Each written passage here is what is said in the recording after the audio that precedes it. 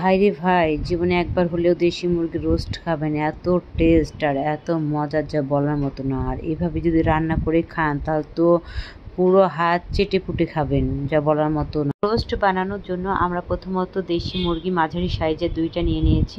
আর এই মুরগি 2টাকে আমরা রোস্ট আকারে কেটে নিয়েছি। তারপরে ভালোভাবে পরিষ্কার করে নিয়েছি মাংসগুলোকে। আর মাংসগুলোকে আমরা পরিষ্কার করার পরে এখানে আমরা মশলা মাখিয়ে রেখে দিব কিছুক্ষণের জন্য। আর মশলাগুলো দিয়েছি লবণ, মরিচের গুঁড়া, জিরা বাটা, আদা বাটা, পেঁয়াজ বাটা, রসুন বাটা, এগুলো দিয়েছি। দিয়ে আমরা এটা ভালোভাবে মাখিয়ে রেখে দিয়েছি।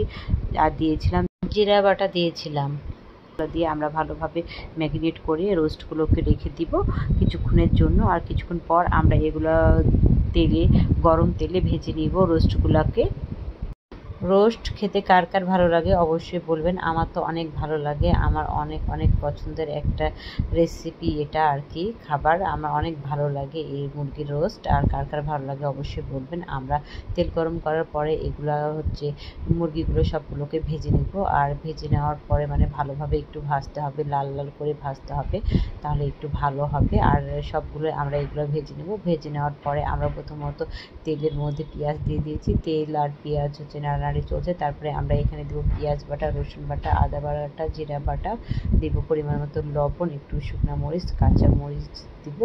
আর এগুলো কষানোর পরে যখন তেল ছেড়ে দিবে, মশলা যখন নিজে থেকে তেল ছাড়বে তখনই বুঝতে পারবেন যে মশলা কষানো শেষ। তখনই রোস্টগুলো দিয়ে দিবেন আর পানি দিয়ে দিবেন। ওই যেটা মশলা মাখানো যে পানিটা ছিল ম্যারিনেট করা, ওই পানিটা দিয়ে দিবেন। আর সঙ্গে কিছু পানি দিবেন, দিয়ে আপনার ভালোভাবে সিদ্ধ করবেন। সিদ্ধ করা হয়ে গেলে আপনি এখানে তরল দুধ একটু জাল করে নেবেন। জাল করার পরে দুধের মধ্যে একটা গোটা লেবু চিপে দেবেন। তারপরে এই রোস্টের মধ্যে দিয়ে দেবেন। রোস্টটা যখন আর একটু সিদ্ধ হয়ে যাবে, একদম নামানোর উপযুক্ত হয়ে যাবে, তখন আপনারা সুন্দরভাবে নামিয়ে নেবেন। আর এরকম হয়ে যাবে রোস্টটা দেখতে, এবং খেতেও অনেক মজাদার টেস্টি রোস্ট। আর এরকম রোস্ট কার ভালো লাগে অবশ্যই কমেন্টে জানাবেন। আল্লাহ হাফেজ।